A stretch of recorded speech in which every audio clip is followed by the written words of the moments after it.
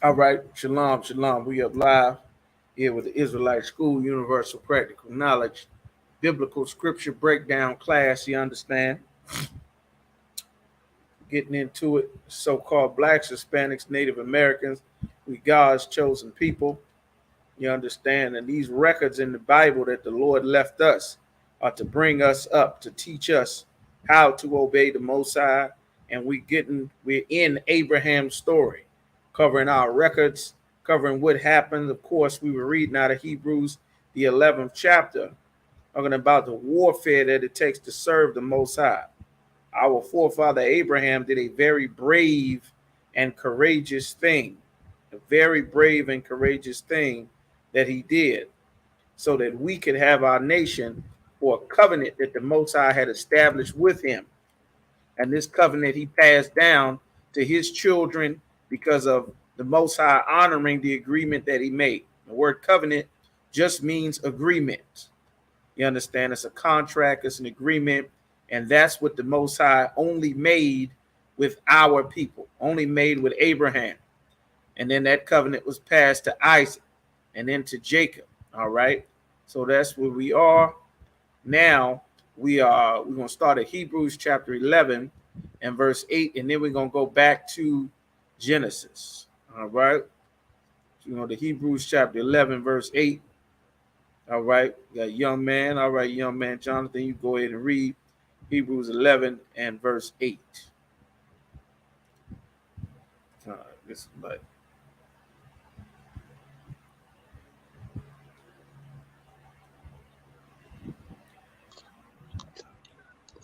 God, Hebrews 11 and 8. We're going to go ahead and read. Still dark there. All right. And Come, no sweat. No sweat. And what the Lord was saying, what the Lord has been trying to show us, that his way, he had an entire life, a plan, and a system that was already laid out for us. This struggle of what life became only came about because we disobeyed the Most High. It only came about because we did not do what the Most High said. The Most High gave us orders, he gave us commandments, and we as a people chose to not follow them.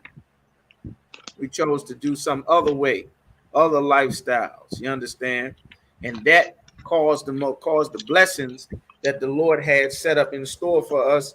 That caused the blessings to turn into curses, which is what we are under now, and we are fighting. That's why we're learning about our forefather Abraham, to get back to our culture, to get back to our heritage, to get back to wearing our beards, to get back to eating our diets and celebrating the Lord's high holy days. You understand? All right, you ready, brother? You got it? Hebrews 11 and 8. yes, sir. Come on, go ahead. Hebrews chapter 11 and verse 8. You can go ahead.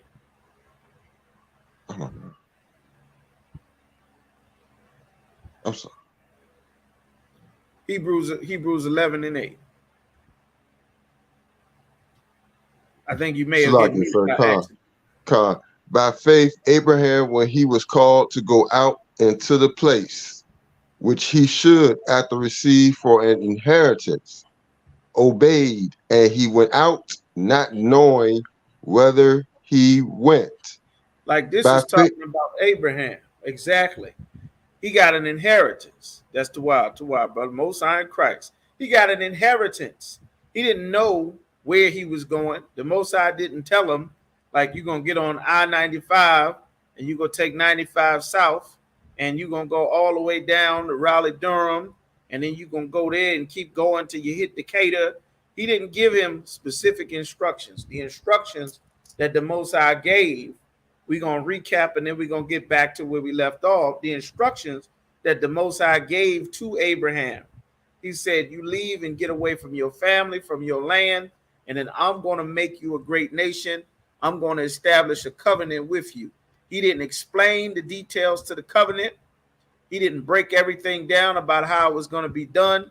He didn't tell him what was the budget for the trip and the journey. He didn't do any of that. He just told him, he said, leave your place where you are, and then I'm going to make you a great nation. You follow me. That's what he told him. All right. So that was the faith. You understand? Of course, unlike now, Abraham did not have a Bible to read and learn about the Most High. That's why it was so amazing what our forefather Abraham did. He didn't have the book of and the records of Adam. He didn't have Genesis. He didn't have Exodus and the story of Noah. You understand? He didn't have Moses and Joshua and a nation. He didn't have any of those things. He just got a promise. And the Most High appeared to him and gave him that promise and said, you just go. And he took it by faith and obeyed the Most High. You understand? And the Christian church manipulates our people's faith into believing in something that is not actually what's in the Bible. That's why it's so important that we learn from the things that's written aforetime, that we learn from our forefathers, that we learn from our records. So he said, by faith, he did that. Now go ahead and give me verse 9. Bubba Shaw, read verse 9.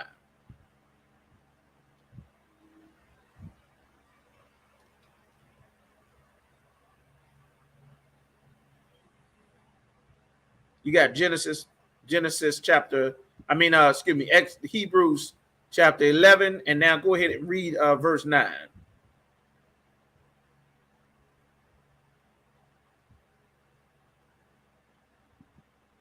You still up? I think your reception might have froze, brother. You still there? All right, no sweat. No sweat. We're going to keep it going. Genesis chapter 11 and verse 9. Okay. Hebrews chapter 11 and verse 9, it says, by faith. This is what the faith is based on. These records of our forefathers are so very important. You understand? Who knows if the Most High could have went to another brother and that brother did not obey the Most High. Now, the Bible does not say that.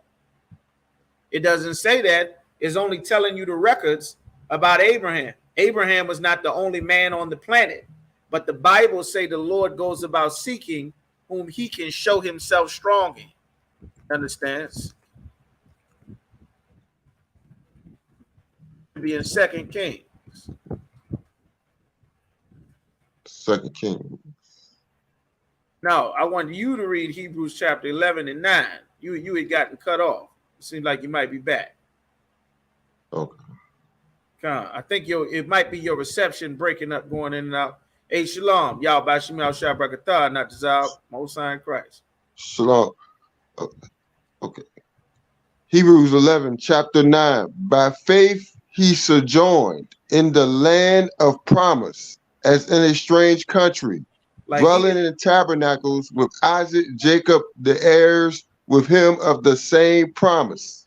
Right. It says by faith he sojourned. He traveled in the land of promise. The land wasn't his, but he had a promise. You understand? And he took the Most High's word by faith and obeyed what the Most High said. He didn't have all the details and everything, but he knew that the Lord gave him a promise.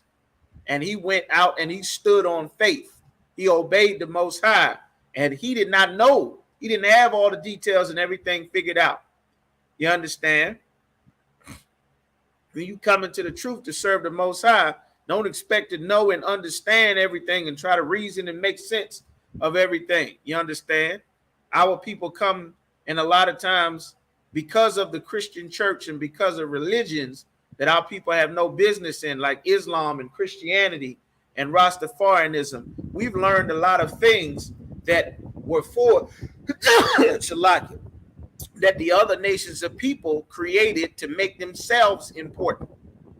Stories and things that they've stolen from the Bible, from our records, to try to make themselves some sort of relevancy to the power that the Most High gave to his chosen people, so-called blacks, Hispanics, and Native Americans. Heathens use that to try to make something for themselves.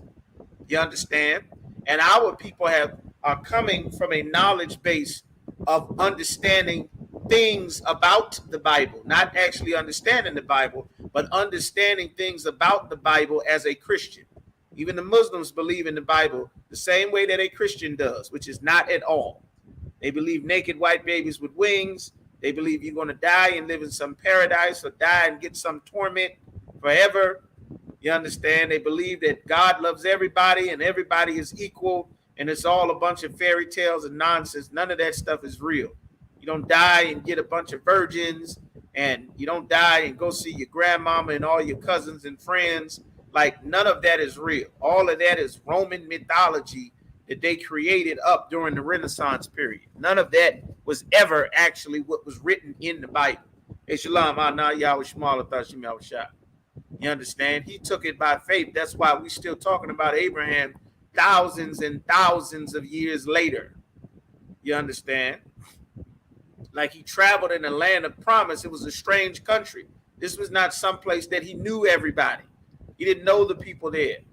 You understand? We covered the story where he went through the land of Gerar, and he was afraid because the people of Gerar were known for murdering the husbands and then taking the wives of the men that they just murdered.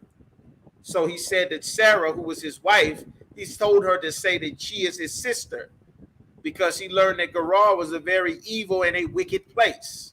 And he was afraid of the evil and wickedness because he did not have all the instructions. He didn't know who these people were. He knew they had a reputation, and he also did not know the power of the Most High.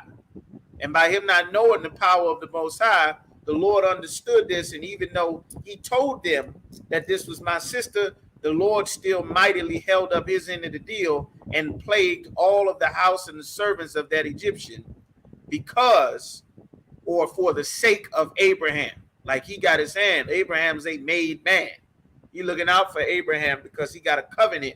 He's working in agreement with him to pass to his children for the generations to come. This is exactly what Paul and all the schools that were set up in the New Testament, this is what they were being taught in the schools, in Pontus and Galatia, in Philippi and Ephesus and Colossia and Thessalonica. You understand? Those are all the names of the books in the New Testament because those are the cities where he set up schools, and this is what he was teaching the brothers and sisters in those schools. The same way Commander General Yohana raised up captains and officers to go to different cities, states, and countries to teach them the exact same things that Paul and the disciples was teaching brothers and sisters in the New Testament about our heritage of the Old Testament and what it means to serve the Most High so that we can learn. All right. So that's what Genesis, you understand? I mean, Salaki, that's what Hebrews, the 11th chapter, was talking about. All right. So now we're going to go back to Genesis and pick up where we left off from that story. But the first thing we're going to go to is Genesis chapter 12 and verse 1. We're going to go to Genesis chapter 12 and verse 1. All right. You said YouTube is going in and out. Okay, can everybody hear me on YouTube? Not the Zab. Anna, big brother said that YouTube is going in and out. Okay, let's just do this. Let's do a check right here. Everybody, if you can hear me, just give me a 1. Give me a 1 if everybody can hear me clearly. All right, if you can't hear me clearly, we might have to do something. But just give me a 1 if you can hear me clearly. All right. If I'm coming in clear, you can hear my voice, and I'm not breaking up and choppy, just give me a 1. Let me know. Give me a 1. All right. Let's check the broadcast. I'm not getting any 1s. Okay. So like it. Let's check it out. Let's take a look.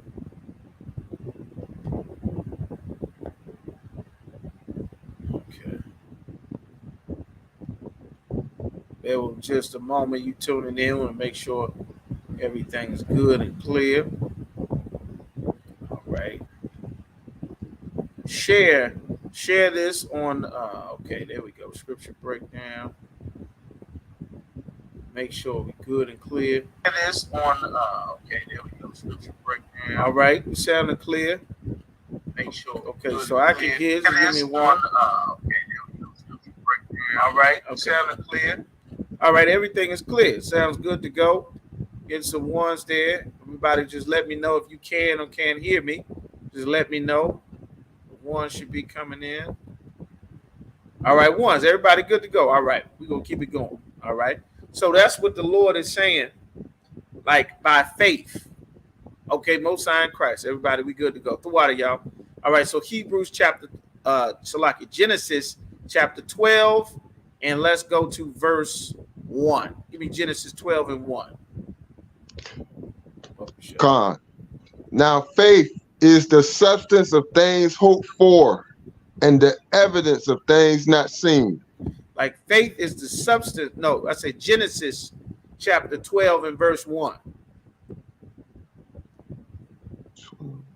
God, Genesis chapter 12 and verse 1. While you get there, that's correct. Faith is the substance of things hoped for. Like he hoped that this covenant that the Most High promised him. And because he hoped, he took it as evidence and he went on and obeyed the Most High. Like the Most High's word was good and credible. That's why it's very important what you say, that your word be credible. That's why the Bible says, let your yea be yea and your nay be nay. Your word is a very important thing, because we have so much lying, so much stories and fairy tales and all kind of nonsense in the Black, Hispanic, and Native American community. Because we have that, our people, we have a very big distrust for our people. You understand? We have so much distrust, all right, amongst our people. You understand? Because everybody's used to getting lied to. A bunch of stories, and starts when you're young. You get lied to, naked white babies with wings. You're gonna die and go live in some sandcastle in the sky. I love you no matter what. Next thing you know, you're getting beat to piss. All kind of horrible things going on. You're getting promises. Your family all broken up. Your daddy is gone. Your mama done took you away from your dad. The relationship between your parents then fall apart. You don't get the toys and this and that you promise. Everything, we just living in hell. And we learn that people's word is not good. And that has to change. That's something very important. That what you say, do. Otherwise, don't say it. Don't just say things to say them, which is what the Christian church does. You got to know why you're saying it, why you're saying yes, why you're saying no. Think before you speak. You understand? Think about what you can and can't do. There's a lot of wisdom and things like that in the Bible that aren't necessarily commandments, but they're things to make you wise. Like one of the scriptures in the Apocrypha says, be not surety above your power, S-U-R-T-E-Y or T-Y, depending on what version you're reading. It's an old English word. That means don't take out more than you can afford. Don't say if you can't afford this $500,000 something, if it's above your power and you cannot get this and you can't afford to pay for it or pay it back. It says don't be surety above your power. You understand? Don't bite off more than you can chew, trying to keep up or, all kind of stuff going on. That's not wise. Other wisdom, like don't sit at all with another man's woman. Stay away from somebody else's woman. Don't do that. You understand? Make sure you take a woman of your own nation. Don't marry another nation of people. Don't marry a heathen. You understand? Make sure that she's one of these 12 tribes. Or make sure that the man that you marry, your father is really supposed to make sure, if you are a woman, that brother that you are going to marry, he's an Israelite. That this man has the wisdom and the understanding of what it takes to have a family, to be a husband, to deal with and raise, train up a wife, and take care of his daughter. You understand? Not sit on all expense paid retreats and vacations, but to be able to correct her and lead her and protect and guide her the way that she needs. That only that father would really know and understand. That is the purpose. You understand? So there's a lot of things about wisdom in the Bible. You understand, that aren't necessarily commandments, but the laws and the records and the prophets that the Lord set up teach us the wisdom coming from the Most High, and the wisdom that they taught their sons, and the way that they raised their daughters, and how our communities and families are supposed to run and function. These things are all contained in the Bible, and that is why we are learning about our forefathers here, in particular this forefather Abraham. All right. So what we're going to do now, we're going to go to Genesis chapter 12 and verse 1. Give me Genesis 12 and 1. Come. Now that the Lord had said unto Abram, get thee out thy country and from the kindred and from the father's house, and Die from unto thy kindred. So slow it down from just a thy little. from thy kindred and thy father's house, unto the land that I will shew thee. That's correct. That's right. This is the promise. This is the covenant that Paul and Peter are teaching the brothers and sisters in the schools about in the New Testament. These are the records that they're teaching. Like the Christian church lies and says that the Old Testament is done away with. You don't have any need for the Old Testament. That's old. None of that is relevant. That's an absolute lie. It's extremely relevant. In fact, everything that from Christ to John to the Revelator to Paul to Peter to the disciples to Barnabas to Silas, everything that they were teaching in the New Testament was explaining all of the stories and lessons from the Old Testament. That's what made the New Testament. You understand? So that's Uh, absolutely not true. Am right. So he's saying, get out of your country, leave the place that you're familiar with, and get away from your thy kindred, your family. Get away from your family and from thy father's house, your father's relatives. Get out of your father's house, meaning you want to go and stand on your own, and I'm going to take you to a place where you are going to inherit. Like I'm going to do something new and something great with you. This is what the Lord started with Abraham. He started it with Adam, and then everybody failed, and then the flood came, and then from Noah's lineage, everybody came back from Noah's 3 sons. The earth is filled with people again. Genesis, the 11th chapter, the Tower of Babel is created. God changes everybody's language and then separates all people and divides them up into different families so that they all live separate places. They are no longer the same people or family anymore. The Lord again is further dividing the people from the lineage until we get to Abraham. And now he's severing Abraham from his father's house and lineage. And now he's going to make a new lineage to reestablish his chosen people, his royal seed on the earth again from Abraham's descendants, from his sons. All right. Now go ahead and give me verse 2 one more time. Verse 2 now. Khan, and I will make of thee a great nation, and I will bless thee and make thy name great, and thou shalt be a blessing. Meaning, I'm going to make you a great nation. Like what I'm doing with you doesn't have anything to do with your father. Like we are now known by our fathers, but the Lord was establishing something new with Abraham. He established something brand new with Abraham that we did not have before. He said, your fathers, from Abraham, now he's going to be our forefather. Abraham's lineage is not important anymore. That's why he's saying, get away from your father, your family. What I'm getting ready to do with you doesn't have anything to do with your family. Doesn't have anything to do with your father, with their land, his people, their customs, their God. Get away from all of them. So when you become great and mighty, it'll only be because I am with you. It won't be because of anything that your forefathers, your cousins, your uncles, your daddy, your granddaddy, none of that. I will be your wealth and your power and your reputation, and you will be my reputation and bring my people into the earth. That's what the Lord is setting up. All right. So now, go ahead and give me verse 3. Khan.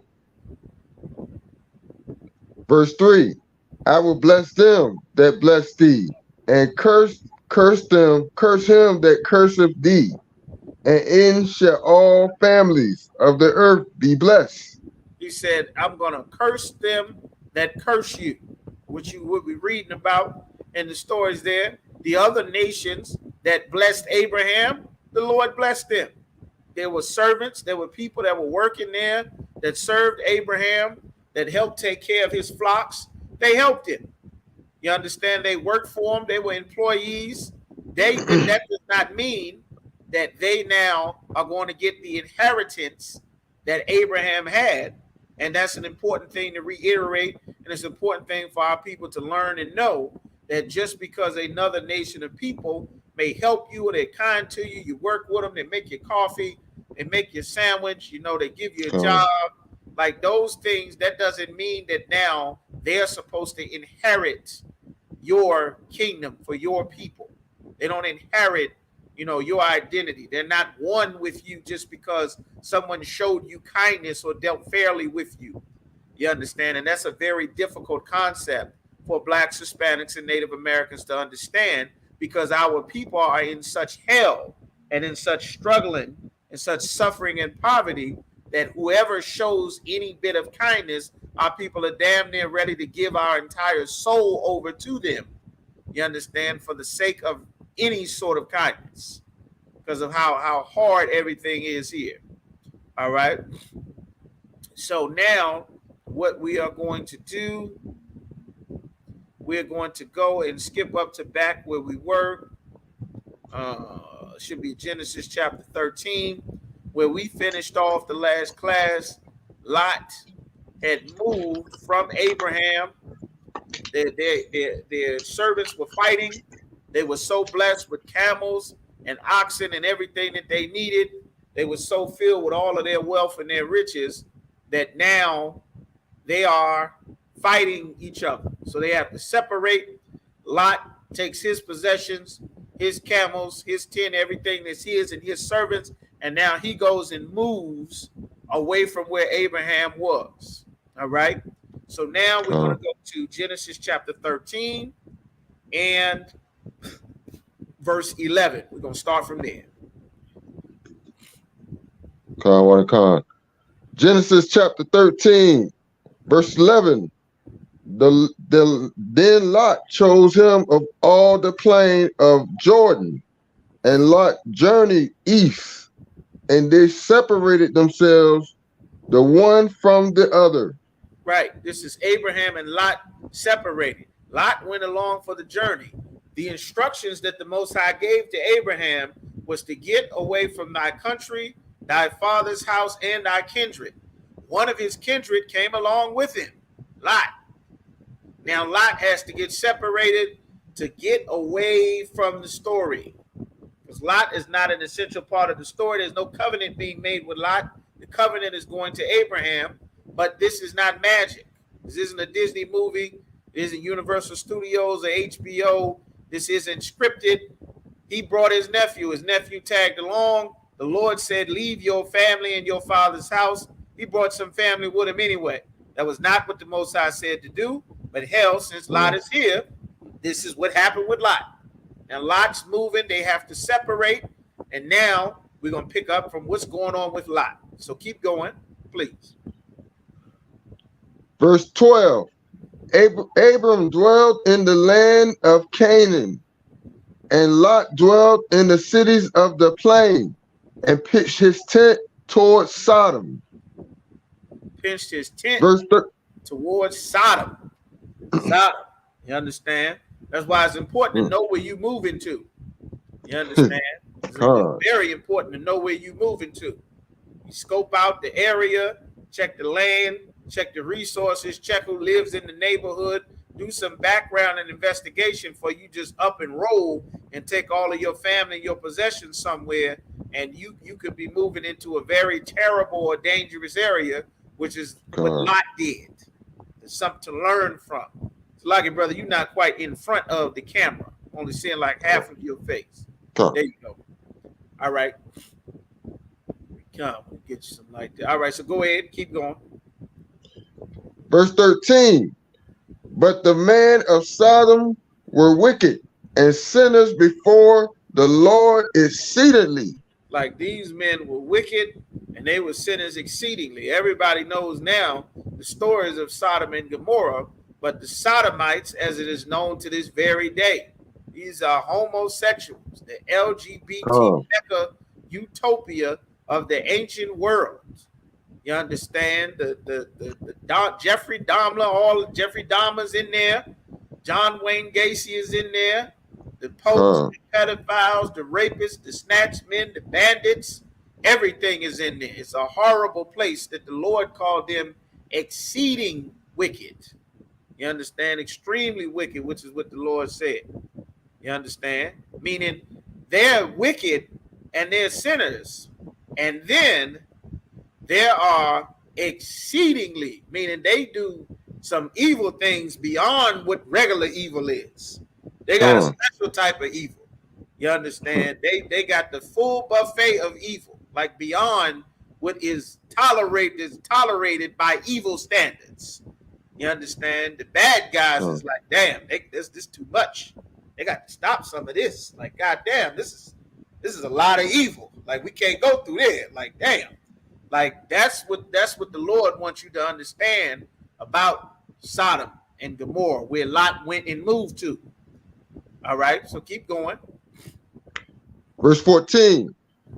And the Lord said unto Abram, after that Lot was separated from him, lift up now thy eyes and look from the place where thou art northward and southward and eastward and westward. He said, look up your eyes, look north, south, east, and west. Now that nephew done got away, because that was not the instructions that the Lord gave. That nephew came along anyway, but those were not the instructions.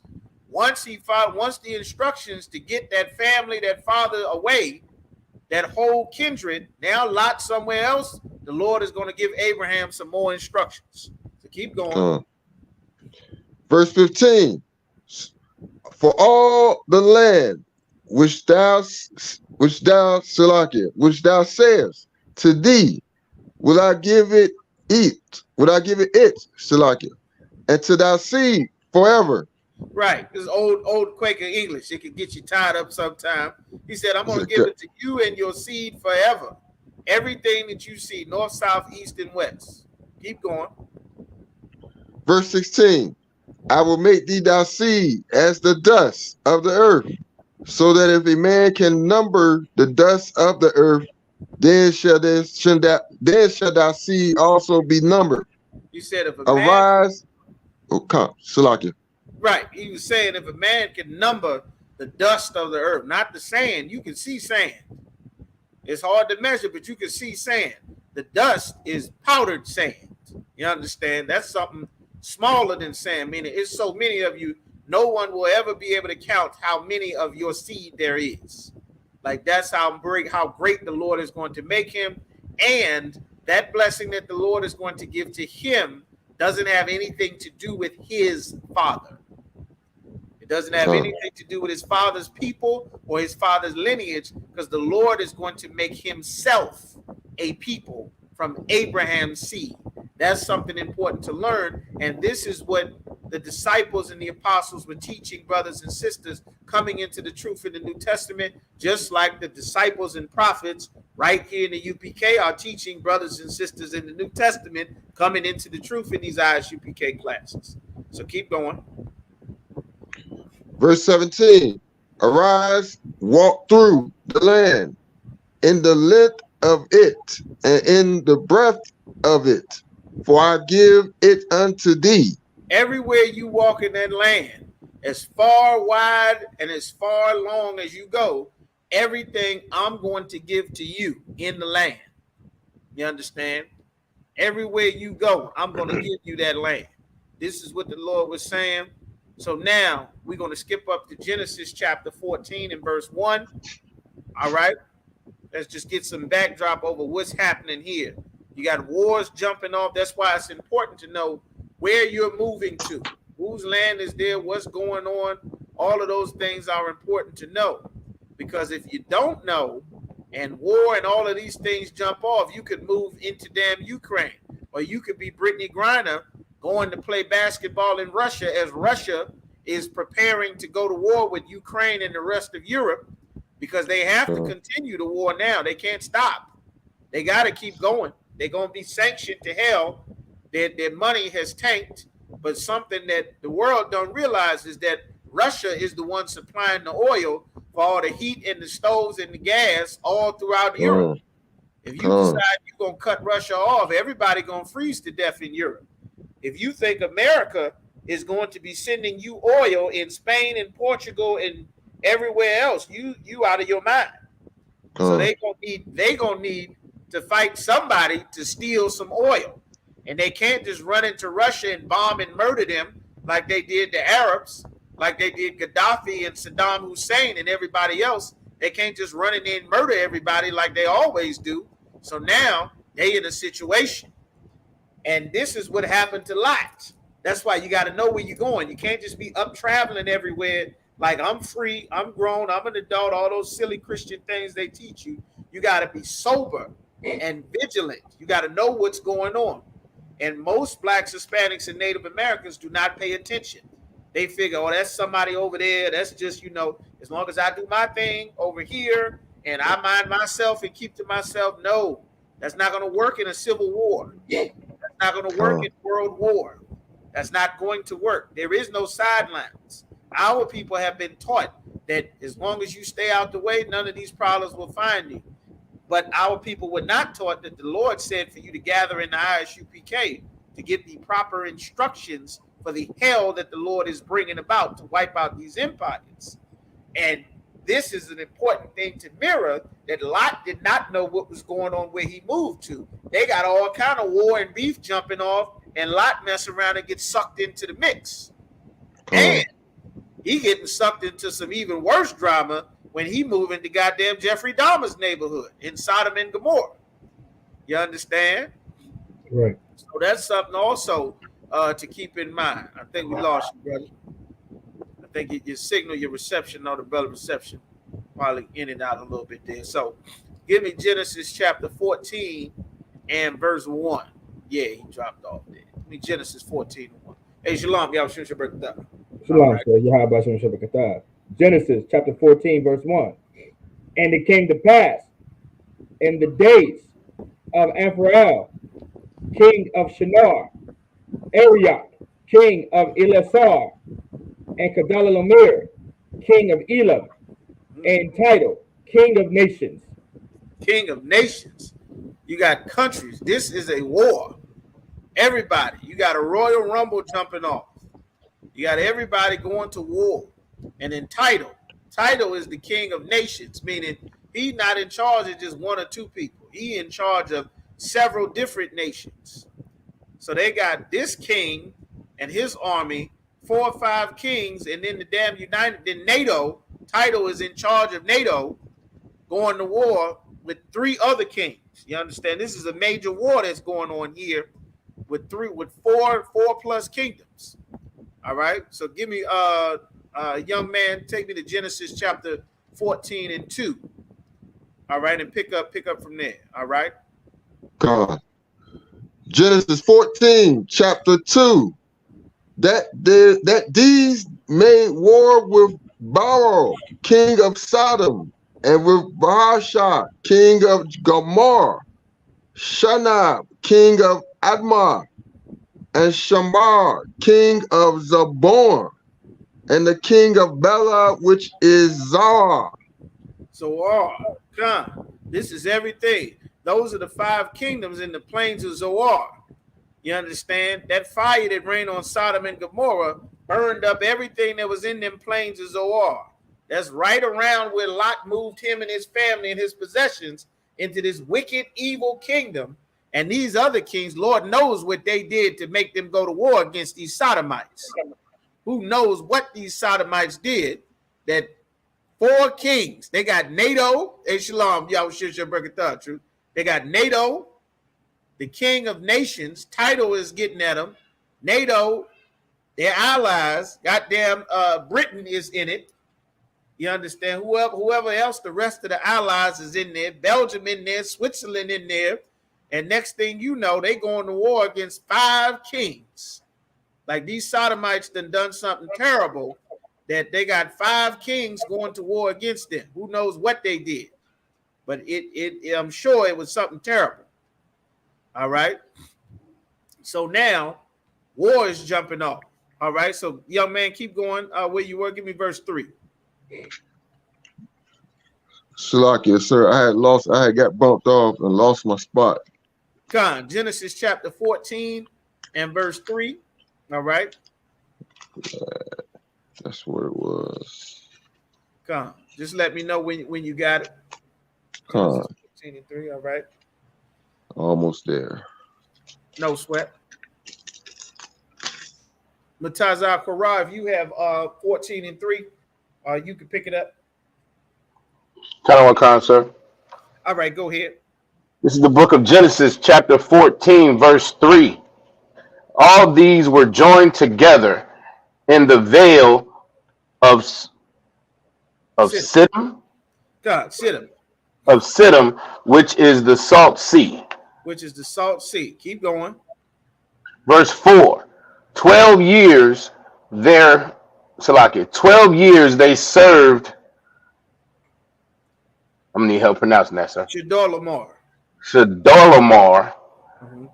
And in the 13th year, they rebelled. 12 years a slave. They got tired of this. They said, "The hell with Chedorlaomer." They fed up with this. You understand? They sucked. They took it for the God knows what they took under this bastard. He was probably trying to stop them from being nasty sodomites. The king of Elam, you know, them Elamites, they ain't too straight themselves, but the damn sodomites, they had the great sodomitic rebellion, something terrible. You understand? He was Right. trying to keep Jeffrey Dahmer at bay. They broke out that national coming out war. So now, the 13th year they rebelled, and this is where Lot moved. You understand? Lot wasn't supposed to be on this trip in the first place. Lot was supposed to be back in his father's land with his people.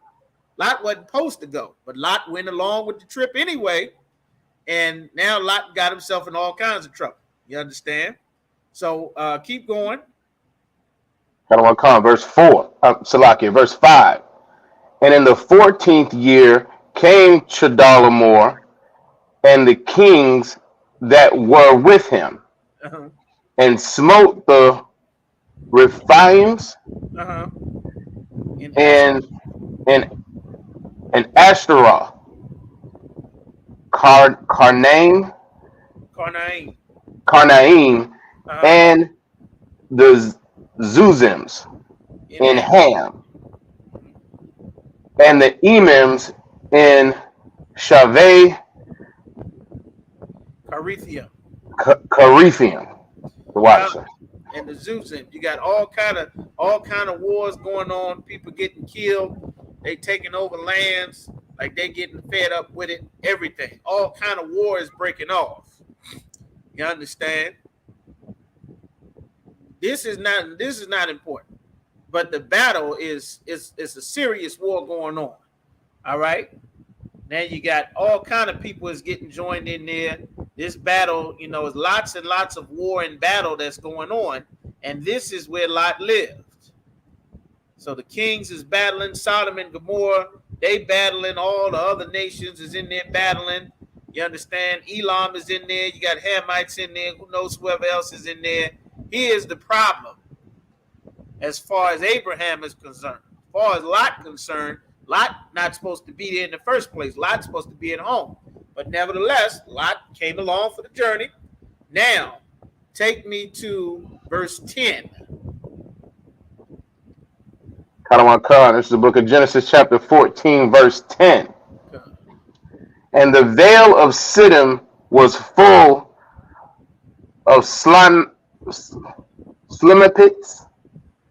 The vale of Siddim was full of slime pits. Is that what that is, sir? slime pits. Slime pits. You remember? The slime. It wasn't solid footing in ground. It was you know, poor terrain. They couldn't really. They're trying to fight a battle, and it's just slime everywhere. So you got a vale. Let's look up and see what a vale is. A vale is a type of geography. It's saying something specific about the land that was there. They ran into an issue. You trying to fight a war, and instead of having ground underneath of you where you can get your footing for your horses and your chariots and your archers so you can swing your sword in battle, you slipping and sliding all over the place. You understand? Because it's slime pits. They got pits of slime, and you can't get your foot in. Everything is just falling into the slime. You know, the slime might be flammable. You get everybody in that slime, throw a couple of torches in there and just burn everybody up. You ain't got to fight nobody. You can hit whoever running away with arrows as they burn alive. You understand? So let's get the definition. Let's see what a vale is. V-A-L-E. Somebody pull that up.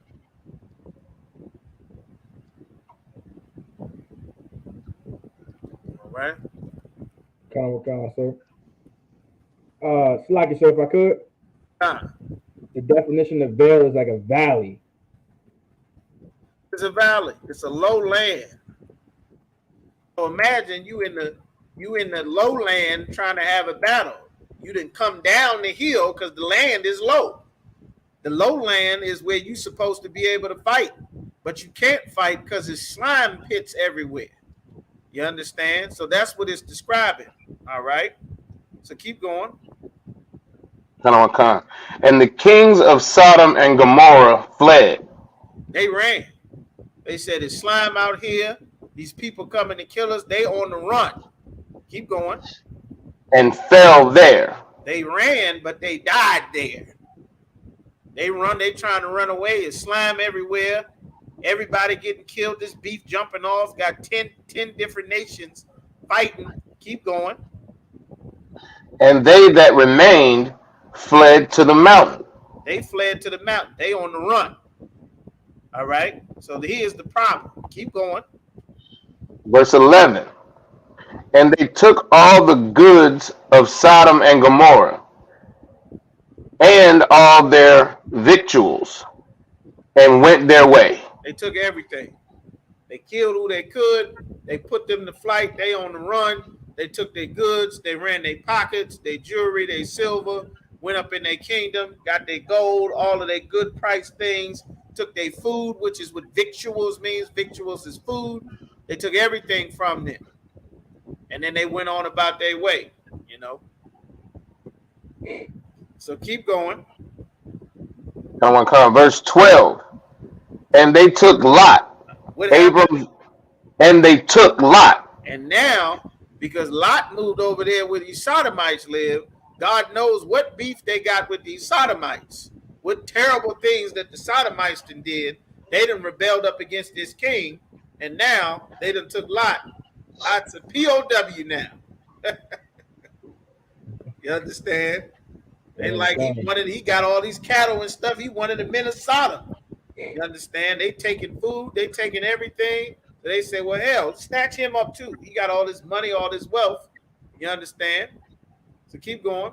Hey, don't sweat it, brother. Just you go ahead and tune in, young man. I know your reception, your signal was breaking up there. Most High in Christ, young man, make it out the class. You understand? Don't sweat, brother. We get it on.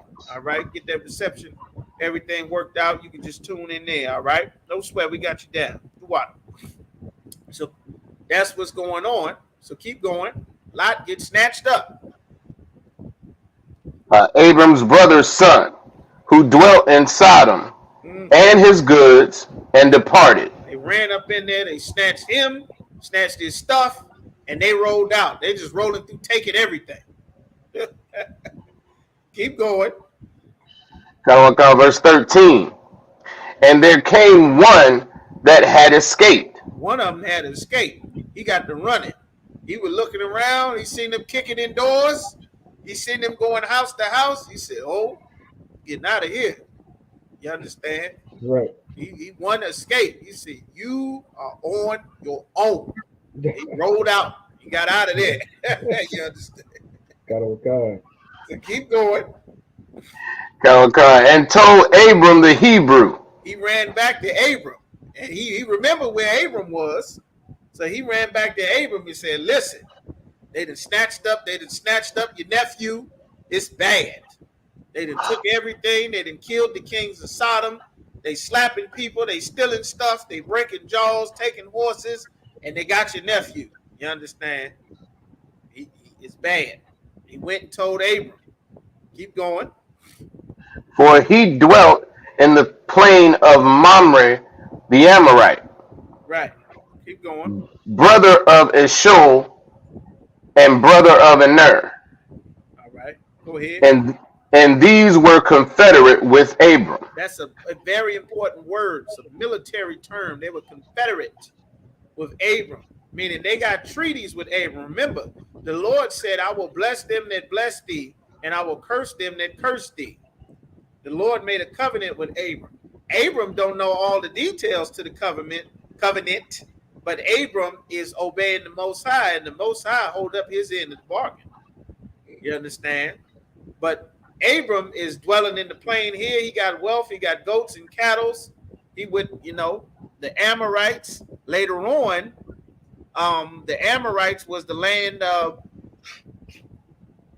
Salaki. I'm not sure if these are the same Amorites now, but the Amorites, I believe the Amorites were giants.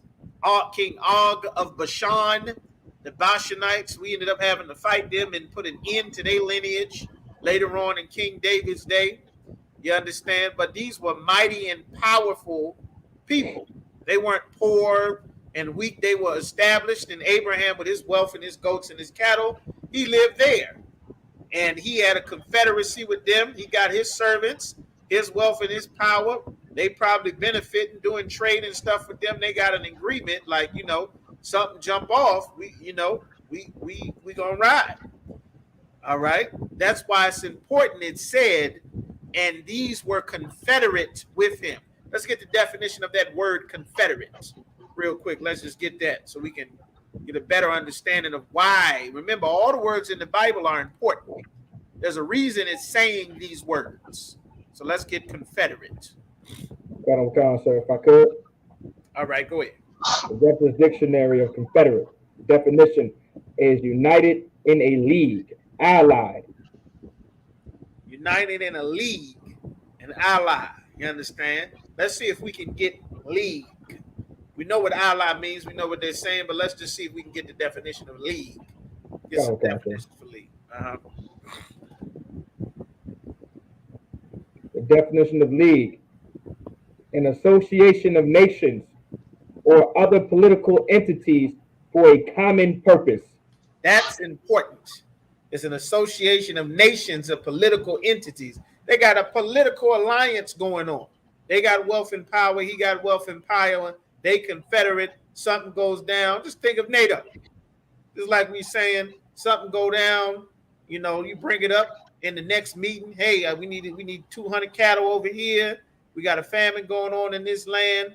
Send up some silver. We're going to make some good swords over here. Send it to my silversmiths. Let's get the swap going. Let's work on this tunnel so we can get the water flowing clearly so that you ain't got people in your land fighting over water because they don't have no water. And you too dumb to distribute the water from one half of the kingdom to the other half. And they too dumb to stop blowing up the goddamn pipeline to get the water from this side of the country to the other, which Gaddafi had that same problem. You understand? He Confederate. So now this problem, we got a situation. These sodomites, they done snatched up my nephew and we got to get him back. You understand? So now let's see what happens. On Converse 14. And when Abram heard that his brother was taken captive, he armed his trained servants. His what? His trained servants. This is something that you have to understand. Abram was a man of the Lord. The Lord chose Abram. The Lord rode with Abram, the power that created heaven and earth. But Abram was not singing choir hymns. He wasn't beating no tambourine. These wasn't men in them Roman bathrobes that you see in all them Christian movies. That's not what happened. They snatched up his nephew. He didn't go and sing songs and beg the Lord to get him back. Read that line, what he said again. He armed his trained servants. He got servants trained for the smoke. You understand? He ain't just out there in the wilderness, just praying and singing songs and dancing, enjoying the sun. They out there ready for the smoke. You understand? The Lord never was setting up a choir. They went and snatched up his nephew. His soldiers going to get their nephew back. And that's a very important lesson that Christians do not understand when it comes to the Bible. In a Christian's mind, Jesus can work it out. Jesus gonna work it out, and you just sing and pray, and everything will be fixed. No, the Lord would have killed all of them Egyptians in that house if he didn't give Sarah back to Abraham. And yet, Abraham had an army with him because he was supposed to. The Lord split the Red Sea for Noah. Then he's for Moses, and then he split the Jordan River for Joshua several times. But Joshua and Moses both had armies. You understand? The Lord, he wants an army to be built. We're not going to sing at the problem. We're not going to pray for it to go away. That's not how these things get solved. You understand? When the problem came, Abraham already had trained men. You understand? That's how you have power. You can't have a nation without trained soldiers and warriors to defend your nation. You can't have cattle and property and wealth and think that prayer and kind words is going to make sure that you secure your stuff. You understand? You're not going to sing and politically vote your problem. It didn't say Abraham went and asked somebody for help, even though he confederate with these other nations. It said he got his killers, his trained men. It said, everybody load up. We're going to get my nephew. Keep going. Born in his own house. What? Born in his own house. These killers he raised. These the men that serve him, that roll with him. Nobody just going to roll up and just take our stuff. Where were Lot's trained killers? Did Lot have men, armed men, trained soldiers, ready just in case something jump off? Who knows? We know that one man got away. Everybody else got taken captive. Maybe Lot was going to sing his way out of it. Who knows? But that wasn't Abram's approach. You understand? So keep going. 318 and pursued them unto Dan. You understand? He wasn't 318 men. You understand? It's 90 men to a company. A brigade is what? How many companies is in a brigade? You got 45-man groups. You got 90 men. You got a company. You got a platoon. You got a whole regiment rolling with him. You understand? 300 soldiers. They're not going out there to hope and pray for the best. That's not what they're going for. You understand? Keep going. Verse 15. And he divided himself against them, he and his servants, by night, and smote them, and pursued them unto Hobah. He said, read that again. He and his read after divided himself. He and his servants by night and smote them and pursued. Like he and his servants is something. This is a military tactic. A lot of the things that the other nations learn, especially America's military, they learn from the Bible. These military tactics and things they learn from us. Abraham was not just wandering, some old man just wandering out there in the desert with all this cattle and wealth just waiting to get robbed. That's not what was going on. He had and knew military tactics and things. He said this whole army that just went and killed this whole city. We're not fighting them in the daytime. We breaking in houses. We sneaking in garages. We sneaking in tents. We going to wait till they good and tired and drunk. And then we going to go through and wipe out everybody and get all of our stuff and my nephew. You understand? He wasn't playing no games. It's guerrilla warfare. You understand? That's the same thing that the Gadites used. That's why the U.S. military had such a difficult time defeating Gad for hundreds and hundreds of years. You understand? It just so happened that the Lord was against Gad, like the Lord was against all the tribes, and eventually, like the prophecy said, Esau overcame us, and Gad is going to overcome at the last. You understand? But keep going. And pursued them unto Hobah. They on the run now. They running. Keep going. Which is on the left hand of Damascus. They running. They doing some running. You understand? They running far, and they getting chased. Meaning they're not just running to just say, oh, the fight is over. They're running because it's still men chasing them to kill them. That's why they're running. You understand? That's how real war is fought. Real war is fought that way. Unless you want to have to fight them again in 15 years once they get stronger, you got to make sure that they're all gone. That's why they spent 20 years chasing bin Laden and chasing the Taliban and killing Al-Qaeda leader after Al-Qaeda leader. You understand? Like that's how real war is fought. You understand? So keep going. And I want to come verse 16. And he brought back all the goods, and also brought again his brother Lot, and his goods, and the women also, and the people. Meaning they took everything. Abraham brought back they stuff after he killed them. They just finished killing the Sodomites. He took their stuff. Then he got his nephew. All of the stuff that his nephew that they took, he got all that back. All the people that they took captive, he got all of them back. You understand? So his fame and reputation is growing. It's growing. Like your reputation is so very important. One of the things that the Most High said to Moses to tell them about Joshua, that's the second episode of The Bible is Black. Put some respect on his name. Put some of thine honor upon him. And that's a very important thing, that your honor, your name, your reputation holds weight. That's very big with blacks, Hispanics, and Native Americans. And Abraham's Abram, because his name is not Abraham yet, but his name rings bells. They know him. They recognize in him. They see you cross him, terrible things happen to you. He got an army. They snatched up his nephew. You heard what happened? Yeah, they ran through Sodom. They took them people half it. But you know some of them people they took. They took Big Abram. Yeah, Big Abram from Mamre. Stay over there in Mamre. They snatched up Big Abrams. His nephew was in there, man. Man, word got back.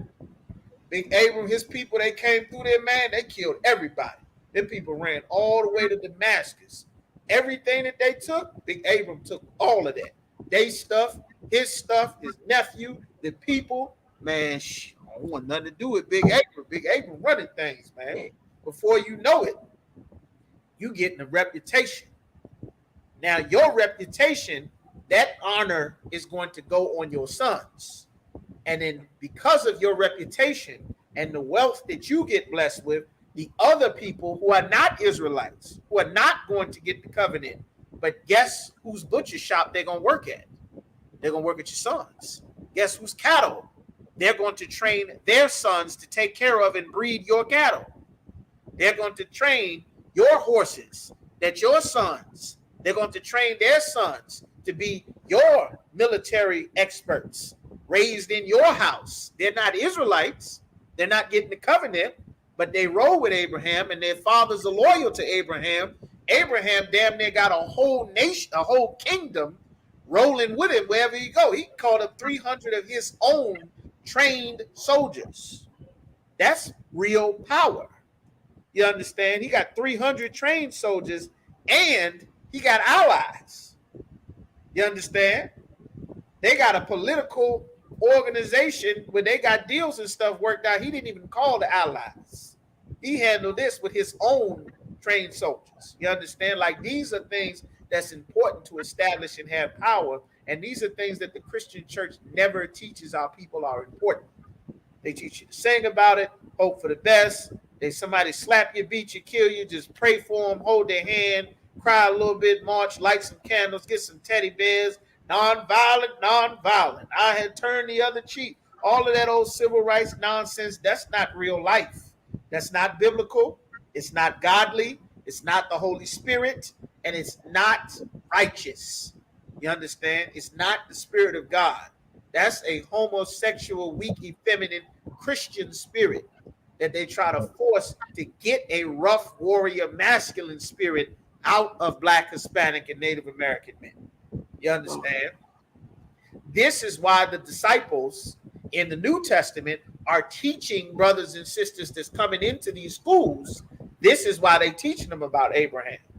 You understand? So keep going. Verse 17. And the king of Sodom went out to meet him after his return from the slaughter of Chedorlaomer and of the kings that were with him at the valley of Shaveh, which is the king's dale. You understand? The king's dale. I believe the dale is a is another geographical term. Something going on with forests and things like that. The king of Sodom was successful, but he didn't have no security fortifying the cities where his people were. He might have won some battle, but his people in this town over here lost the other battle. So you got a whole bunch of things that's going on, but Abraham is successful. All right, so go ahead. I want to comment verse 18. And Melchizedek, king of Salem, brought forth bread and wine, and he was the priest of the Most High God. Now, this is very important. This Melchizedek come out of nowhere. He comes out of nowhere. It doesn't tell you from whence he came. It didn't tell you where he was going. And this is also what he's teaching them in Hebrews. I want you to hold that and bear with me just let's try Isaac. Melchizedek, bear with me just a moment. Let me see if I can get that. Past age, Jacob obeys and went out, didn't know he was going.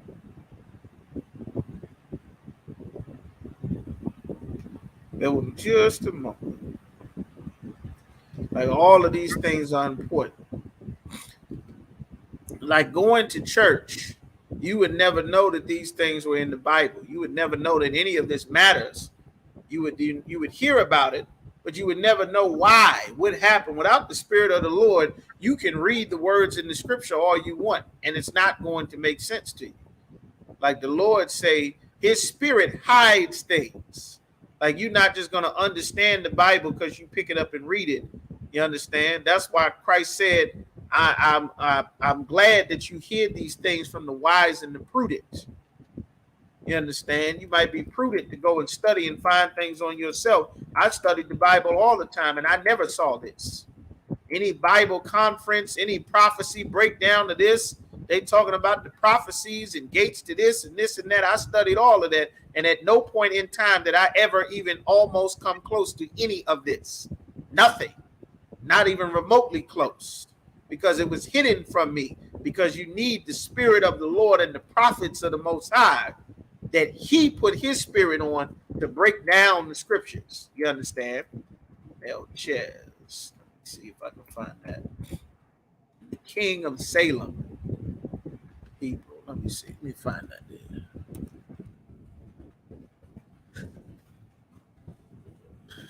King of Salem. Like it doesn't say where he comes from or from where he went. I'm trying to get this because it's in Hebrew. It's in the book of Hebrews. It's not Genesis. Like this is one of the incarnations of Christ. You understand? This is why he's taking the tithes from Abram, because Abraham has great power. He has great wealth. Hey, shalom, brother. Lord in Christ. All right. He has these great things, great power that he's taking tithes of Abraham, because Abraham just got a mighty victory. The Lord, of course, is with him, and he's taking tithes from him. Salem. Salem, of course, in the Hebrew, you got Shalom, Shalom, the Prince of Peace, or the King of Salem, the King of Peace. You understand? Or Malakia Tazadak, which is how you say Melchizedek in the Hebrew. That's a bad name. You understand? It's in Hebrews, the 7th chapter, which is what I'm looking for. Hold that and take me to Hebrews chapter 7 and verse 1. As a matter of fact, real quick. Hebrews chapter 7, verse 1. For this Melchizedek, king of Salem, priest of the Most High God. The what? Priest of the Most High God. He's a priest of the Most High. But he's going to break it down about this priesthood, which is very important. In the Bible, the words in the Bible are important. There are a lot of terms. If you aren't familiar with the definitions, that's why we take time to go through and break down the scriptures. If you aren't familiar with the definitions of the words that are being used, the actual meaning of the scriptures can completely escape you as to what is being said. All right? So when it said, just like we went over the word Dale, we went over the word veil and confederate. You understand? These things are very important. In the New Testament, it says that Christ set them down by ranks. and there came a company of these people. These are military terms. There's a reason it didn't just say he put a group of them here, a group of them there, some there. It's specific terms so that you can understand that this is military operations that are taking place. To the rest of the world that reads the Bible, Abram is just, some old man in the desert. He got a kid. He got his old lady pregnant. She 90, he 90. They just out there with camels, and, God magically talked to him. And then, boom, it's Charlton Heston and Moses, and, it's a goddamn cartoon book. But in reality, this man had military tactics. He had an army. He had servants. He had camels. It was hundreds and hundreds of people that were rolling with Abram that you never even realized this is a whole kingdom rolling with this brother. And it's only getting bigger and bigger as he goes. You understand? So finish that Hebrews 7 where you're reading that, Urash Babkashar. Kind of a concept. Who met Abraham, returning from the slaughter of the kings, and blessed him. He blessed Abraham. Why did he bless him? The Lord had made a covenant with Abraham already. One of the incarnations of this Melchizedek which of course we know that Melchizedek is Christ. Adam was also Christ. He was the first man. Of course, reincarnation is in the Bible. Adam was Christ. Melchizedek was also Christ. King Solomon was also a previous incarnation of Yahushua, and then the last time was Yahushua himself as the actual king, as the Messiah. You understand? Reincarnation is all over the Bible. You understand? So keep going. Verse 2. To whom also Abraham gave a tenth part of all, first being by interpretation king of righteousness. The king of righteousness, Malakia Tazadak, is talking about Christ. Keep going. And after that, also king of Salem, which is king of peace. Peace. Salem, that's exactly what I was explaining to you before. The word Salem is shalom. Shalom means peace. That's how we greet each other. That's how we say hello. That's how we say goodbye. Shalom. Shalom. Yahweh Shem Yahushua Barakatham. Shalom, Lord in Christ. Shalom. Yahweh Shema Alathan by Shem Yahushua. We start, we end. Shalom means peace. That's what Salem is in English. You understand? All right. King of peace. Who is the king of peace or the prince of peace? Christ's titles was the prince of peace. This is talking about Christ. That's why he has the same titles. You understand? He has the same titles. He's going to give a little bit more about Melchizedek. So give me verse 3. Verse 3. Without father, without mother. He didn't have a father or a mother. Keep going. Without descent. You don't know where he came from. You don't have his lineage. You don't know his father. Nobody went to school with his dad, his mom, what land he's from. You don't have none of this information about him. Keep going. Having neither beginning of days. He doesn't have a beginning of days. You don't know when he was born. Keep going. Nor end of life. You don't know when he died. You don't know when he's living. He's forever.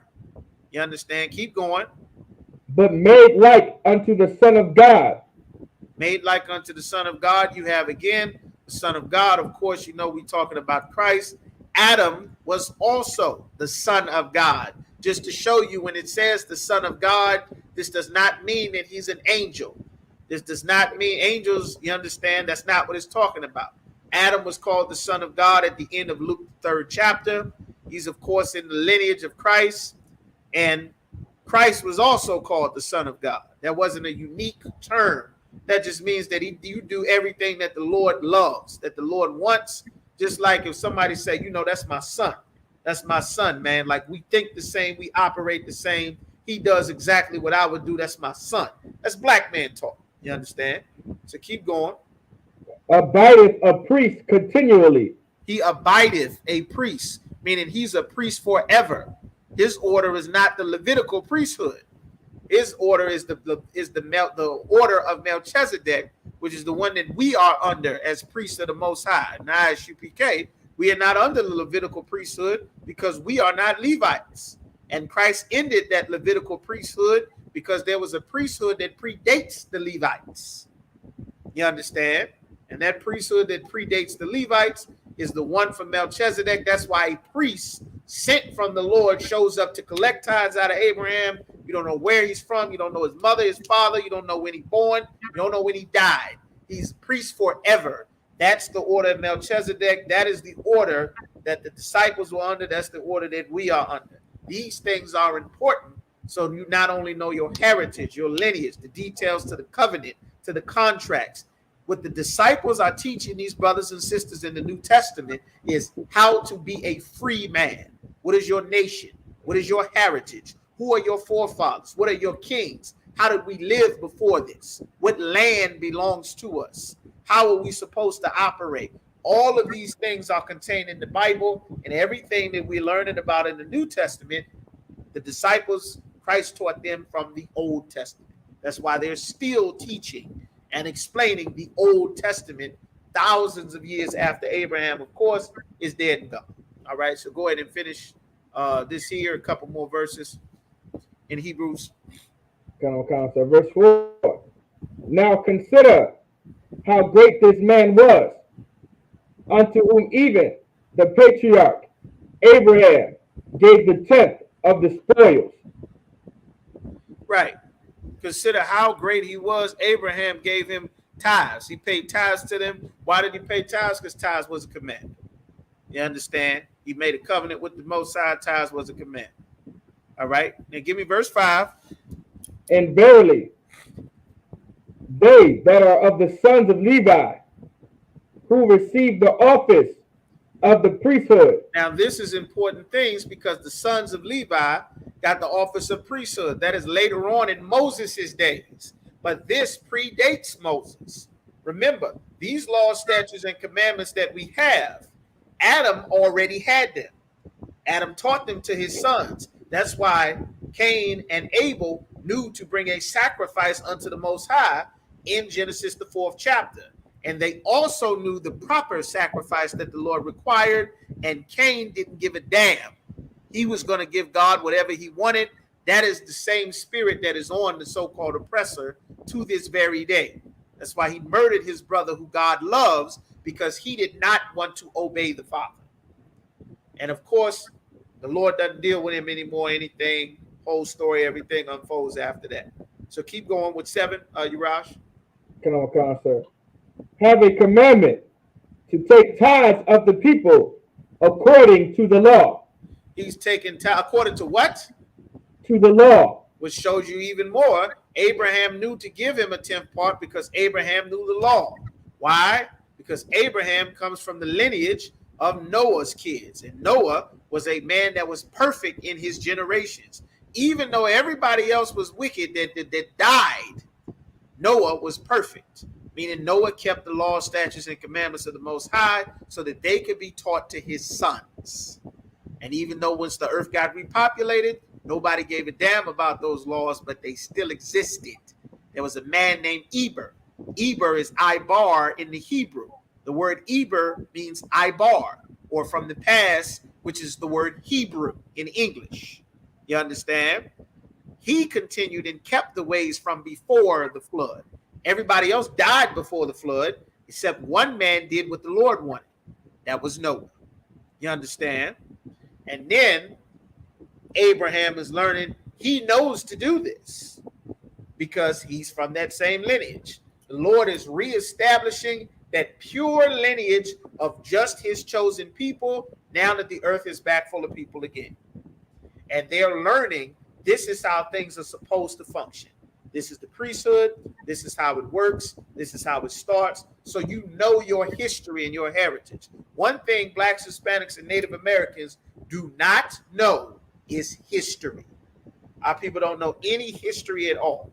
All the history we know is what everyone has repeated, which is really just whatever slave master has taught us to say. You come from Africa. Life started in Africa. Everybody's an African. You're a Moor. You know, all of these things, all of that comes from white people. You understand? So keep going. Come on, sir. Of their brethren, that is, of their brethren, though They come out of the loins of Abraham. They come from the loins of Abraham. This is the priesthood that everyone was familiar with at that time, because the Levitical priesthood came from Aaron. Aaron came from Jacob. Jacob had 12 sons. These are all the lineage. Aaron is Moses' brother. He's from Levi, which is one of Jacob's 12 sons. Before Jacob, you got Isaac. Before Isaac, you got Abraham. So in Abraham is contained the Levites. They are sperm. Those sperm would become Isaac. Those sperm would become Jacob. A man's sperm reproduces that same lineage. That's how you are able to bring back your ancestors. When you die, some male of your lineage brings you back. Just like the last time you died, just like the time before that, just like the time before that. That's how life functions. That's how it's always been. And this is how we learn. This is the same way that the brothers with the Spirit of the Lord would have been teaching the brothers and sisters in the schools in the New Testament, the same way that you're being taught now. All right? So keep going. Verse 6. But he whose descent is not counted from them received tithes of Abraham and blessed him that had the promises. Verse 7. Right. His seed is not counted because they are still inside of Abraham. They haven't been born yet. They won't be born for many generations. And Melchizedek does not come from that Levitical priesthood. He comes from an everlasting priesthood. You understand? So keep going. Verse 7. And without all contradictions, the less is blessed of the better. The less is blessed of the better, because you got legal terms now. All of these legal terms and things, you got the old people that come from the Levitical priesthood that don't want Christ to be in charge because they've had power for the last 100 years. And they're doing a terrible job. That's why everybody is sick, and the homeless and the poor and the crippled is laid out in the damn street for Christ and the disciples to walk by and heal. And they mad that they getting healed because it was their responsibility to take care of him and they were not. You understand? That's why one of the many reasons they wanted Christ killed. So he's explaining these things in these legal terms because you also got fake Israelites who did not want to follow Christ. That's why when you get to Acts the 17th chapter, they get beaten to piss by demons and stripped out of their clothes. Same way you got fake Israelites now that don't want to follow the men that Christ set up.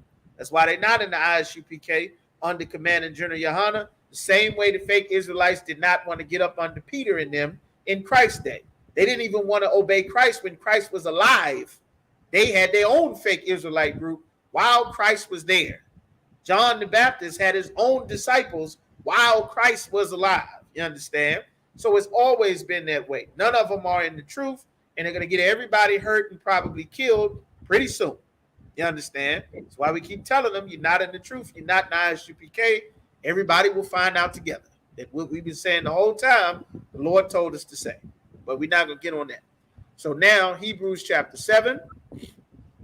And where you at now? So he's saying this isn't a contradiction because the better is blessing the less. The better is who Abraham gave tithes to after the order of Melchizedek, which is the one that was going to take over anyway because it was before the Levitical priesthood.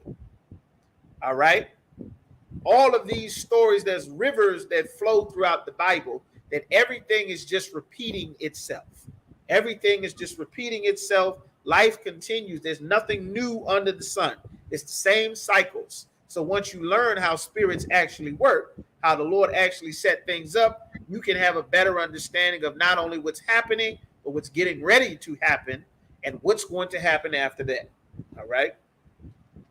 So now, where you at? 7. He received the tithes. Levi received the tithes. He was in the loins of Melchizedek, the Levitical priesthood. All right, that's all we need from there. All right. We can get the rest of that later on after we finish Abraham's life. So now let's go back to Genesis chapter 14 and verse 18. This is the book of Genesis chapter 14, verse 18. And Melchizedek, king of Salem, brought forth bread and wine, and he was the priest of the Most High God. Mhm. Verse Now, 19. so Oh, like Shabbat. when we see God in the English, if we're on the street, we'll read God. In the classes, we'll read power, because what we're reading about is the power. Like the power, Come God means powers. In most cases, it's Alahayim, which is referring to the angels, but it translates into power. So when you see the Most High, that's talking about the Most High. If you see capital Lord, you're not going to see into the Bible until after Abraham's time, because he wasn't calling the Most High by his proper name. He was just establishing the covenant so that the sons could inherit it and eventually get it once we get a Levitical priesthood. What comes with that Levitical priesthood, you got the offerings, you got the nation, you got the temple, you got all of these things to make us a full nation. Right now, the reputation is just building so that Abraham's sons can have an inheritance to make themselves mighty and great. All right. So keep going. on. Verse 19.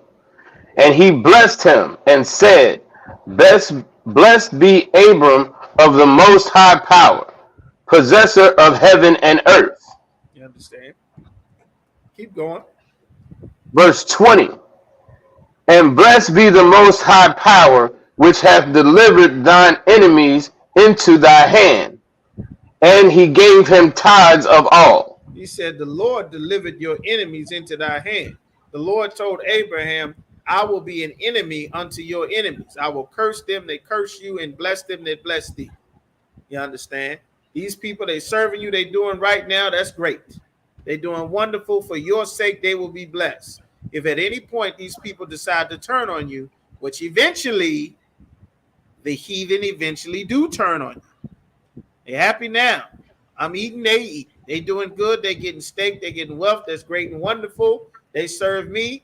My wealth is trickling down to them. Everybody good. We got water. We got cattle. Your sons, daughters fed, everything. You raising up my train, and eventually you might want those sons of yours to be your army instead of mine. That's why I need my own nation.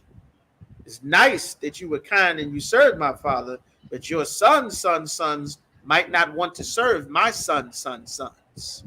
They might want to be their own. They work for me. They have my horses. They have my cattle. They watch my land. They guard my doors and my gates. I might need a nation of my own, a family of my own. And this is what happens over time. The other people who helped us, eventually, they served, they were nice, they were kind, they turned on us. That's what happened with Moses. It said there arose a new Pharaoh that knew not Joseph. The old Pharaoh loved Joseph, and he was an Egyptian. But this new Pharaoh didn't give a damn about Joseph. He loved his people, and he was concerned with what's best for his people. So he's going to hurt you who are not his people. That's why we are building our own. It's nice that they're kind and wonderful and friendly and we can get along, and that's great. But you still need your own nation. There's no substitute for that. And that's what it's building to. That's why it's still important. You understand? So keep going. Verse 21. And the king of Sodom said unto Abram, Give me the persons and take the goods to thyself. We said, give me the people and you can keep all the goods for yourself. The king of Sodom. Keep going. Verse 22. And Abram said to the king of Sodom, I have lifted up mine hand unto the Lord, the Most High Power, the possessor of heaven and earth. You going, sir? Yeah, keep going. Give me 23. Verse 23. That I will not take from a thread even to a shoe latchet, and that I will not take anything that is thine. Lest thou shouldest say, I have made Abram rich. And that is integrity on another level. That's so very important. It's so very important because as nice and as loyal and as honest and dignified as they are now, These are still other nations of people. And they'll get jealous and they'll get hungry and they'll see your success and your gold and wonder why I don't have this success and this gold. And they'll see your sons and daughters and wonder why I don't have these sons and daughters. They'll see your wealth and your cattle and they'll wonder, well, damn, why he got all of this? I'm supposed to be the man. The hell is he? You understand? And then they get jealous and then they'll want to steal, and lie, and murder. Only reason he got that wealth, he took that from me. That's really supposed to be mine. Shit, that's sodomite gold. Talking about Abram rich. I don't want to hear nobody else talking. Of course, they start saying your name. Abram, man. Yeah, you heard what happened? Abram went down there. They kidnapped all the sodomites. Big Abram went down there, got him back, got the gold, got the people, got everything. You understand? And who knows? That might have been a trick from the heathen so he can double back and say the people that's confederate with him, this damn Hebrew stole all of my stuff. I was away at the war. He was probably helping them. That's how he got all my gold. Abraham was wise. He said, I raised my hand to the Lord. He kind of like saying, you know, the Most High is my witness. I'm not going to take one shoe latchet. The sandals, your whatever that belong to you and your people, everybody take their stuff. I got mine. I don't need none of your stuff. The heathen is like, you can have it, just give me the people. He was like, no, you take your stuff and your people. We gonna roll. That was wise. That was very wise. You understand? Keep going. Verse 24. Save only that which the young men have eaten, and the portion of the men which went with me, Aner, Eshol, and Mamre, let them take their portion. He said, I'm not going to take nothing except for with the men that rode with me. And remember, these are the allies. So some of the allies did roll. Aner, Eshol, and Mamre, these were, when you go back up previously into the chapter, they rode with it. They were the Confederates. That's why we looked up that word Confederate. They were his Confederates. They taking their portion. They not giving back what they took. But he said, I'm going to give you everything that I got. But whatever my young men eat, that's gone. You ain't going to get that back. They ate all of that. That's gone. Everything else, you going to get, except for what they take. And you want to go talk to them about it, they probably not going to give it back. But anything that I got that's yours, you can have. All that's for you. You understand? That was very wise. All right? So keep going. So like I said, that was the end of the chapter, I believe. Con, no sweat. Give me 15 and 1. Come on, one con. Book of Genesis, chapter 15, verse 1. After these things, the word of the Lord came unto Abram in a vision, saying, Fear not, Abram, I am thy shield and thy exceeding great reward. He said, don't be afraid. Don't worry about it. I'm with you. I'm your shield. Keep going. Verse 2. And Abram said, Lord power, what wilt thou give me, seeing I go childless, and the steward of my house is the Eliezer, is that how you pronounce it? Eliezer of Damascus. He said, I don't have any. He said, you know, what are you going to, he's explaining. He's like, you know, what are you going to give me? I don't have any children. And the man in charge of my house, he's in charge of all my affairs, is Eliezer of Damascus. I know this covenant you got for me and my children. This is what Abraham is talking about. And these are things about matters of business and title and property, order, inheritance. These are things that are important to a free man. That's why we're learning these things for our inheritance as a nation, our records, our kings, our forefathers, our language. You understand? Our God, our power, our history. So he's saying, what am I going to do? I got, you know, Eliezer of Damascus. He's in charge of all my affairs. Once I go, all this belong to him. All right. So keep going. Give me 3. On verse 3. And Abram said, Behold, to me thou hast given no seed, and lo, one born in my house is mine heir. He said to me, you didn't give me no kids, and this one born in my house is my heir. I mean, he raised in my house. I ain't got no kids. So, you know, just what you want me to do? You know, I'm pretty old. My rib is pretty old. You know, I ain't got no kids. So I'm just saying, you know, what's next? It's a lock it. What am I gonna do? So keep going. Now come verse 4.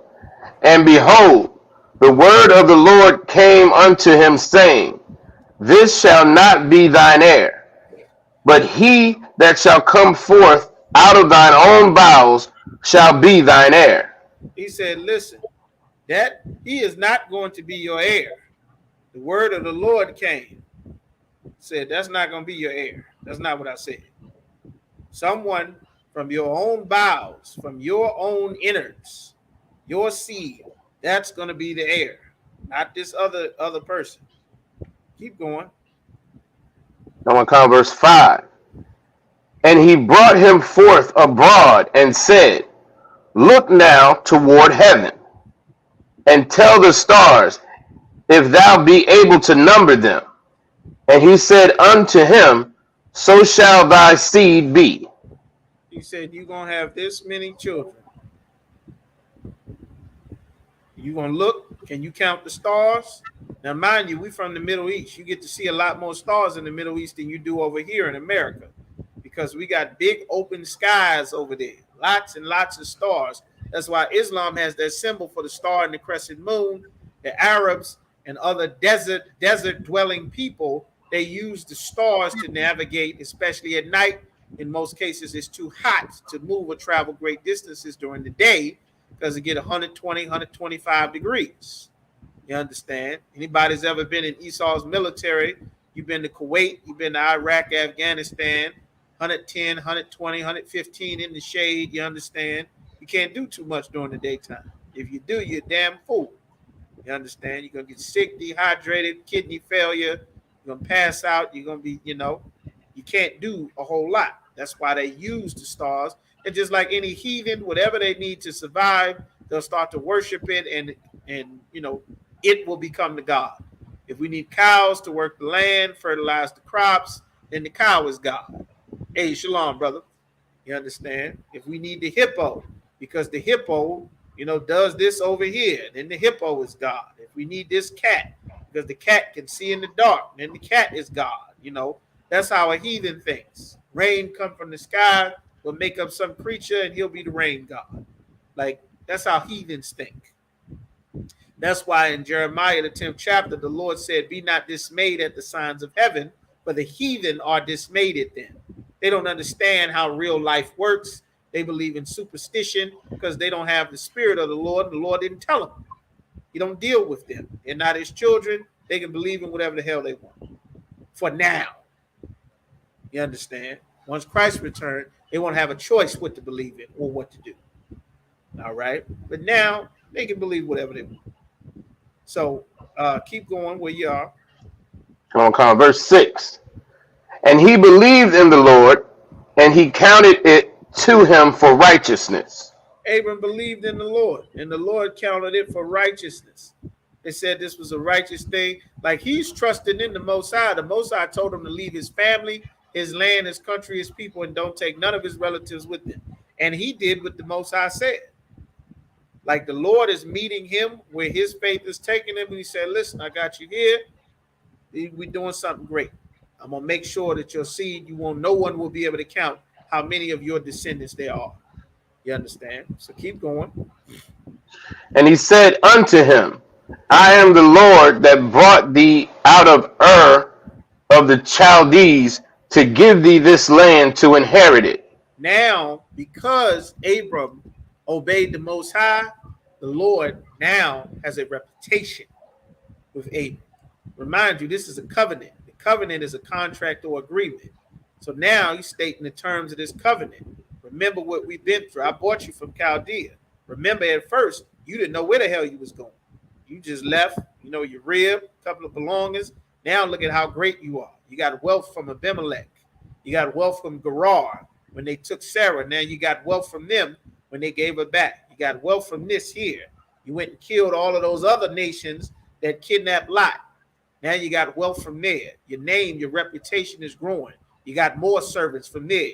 Now you're getting bigger and bigger. Like, remember my reputation. I ain't failed you yet. I'm the one that brought you out of Chaldea from the land of Ur. And now, when the future generations come, the reputation that the Lord had built between him dealing with Abraham and Abraham's life will be the faith that brothers and sisters in the New Testament are going to base them serving the Most High on, because Abram obeyed the Most High when the Lord first came to him. All right, so keep going. I'm going to come verse 8. And he said, Lord power, whereby shall I know that I shall inherit it?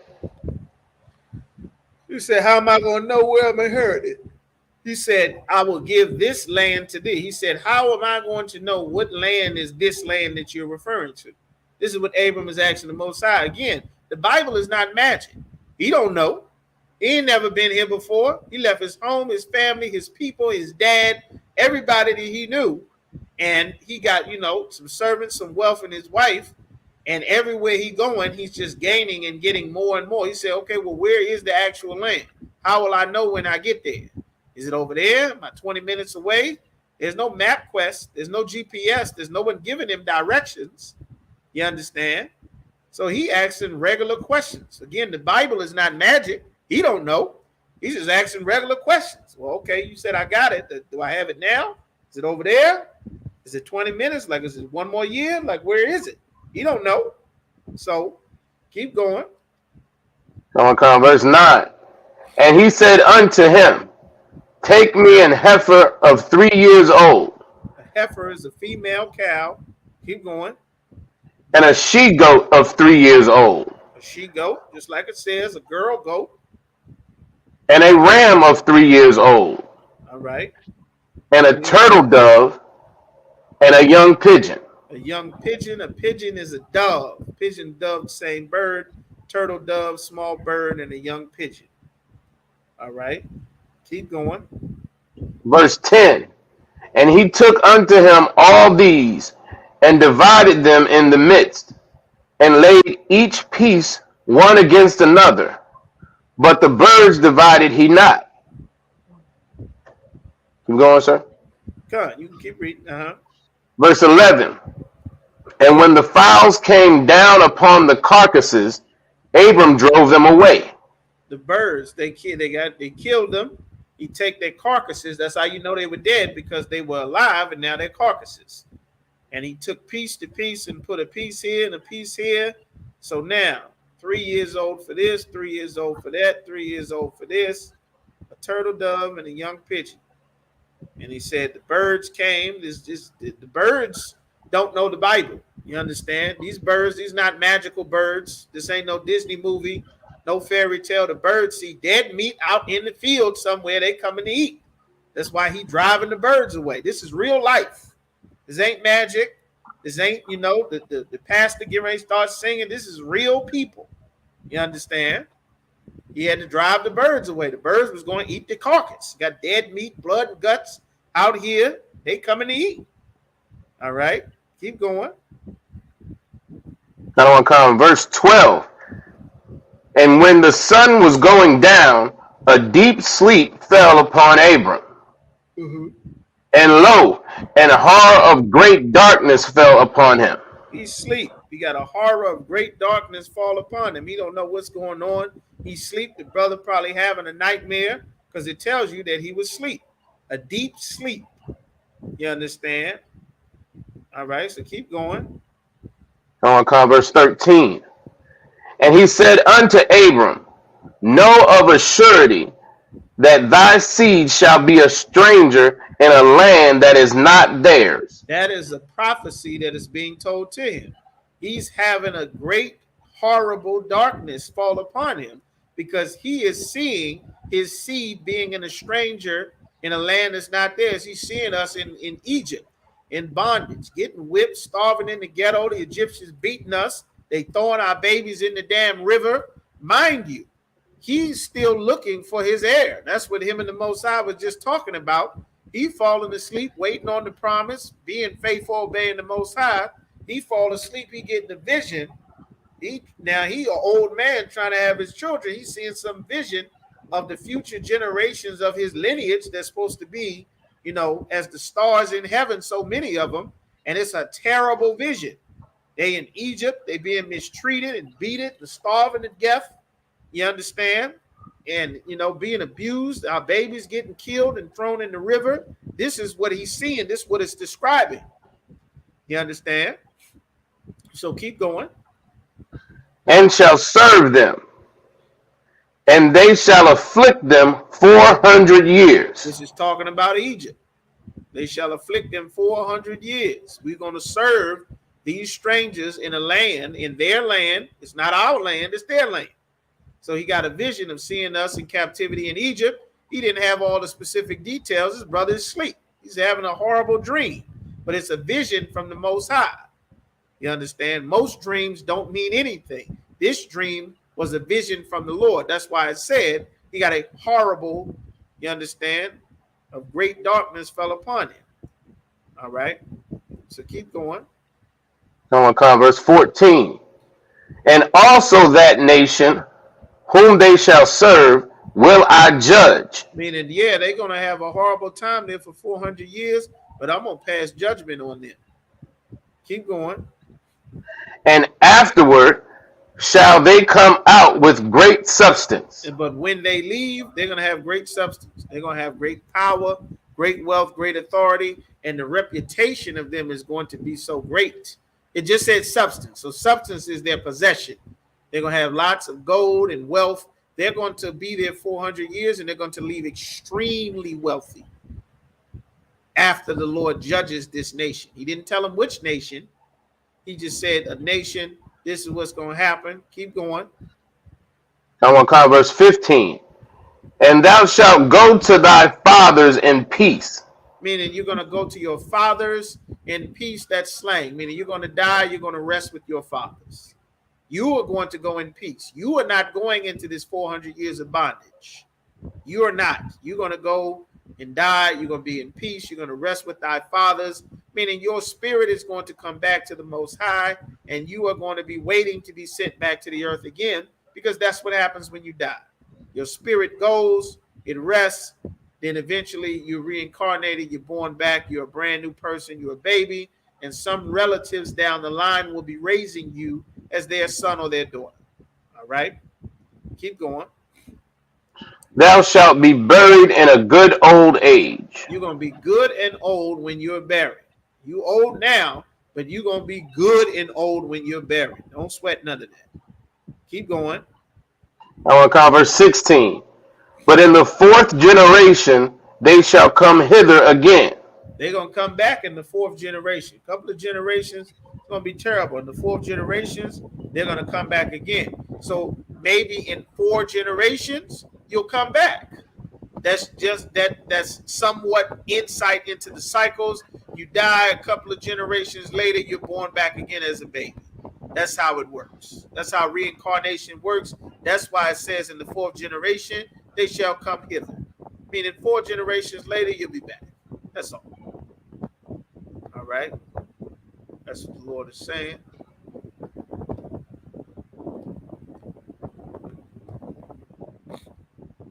All right. So keep going. For the iniquity of the Amorites is not yet full. The iniquity of who? The Amorites. The Amorites. Remember, who are the Amorites?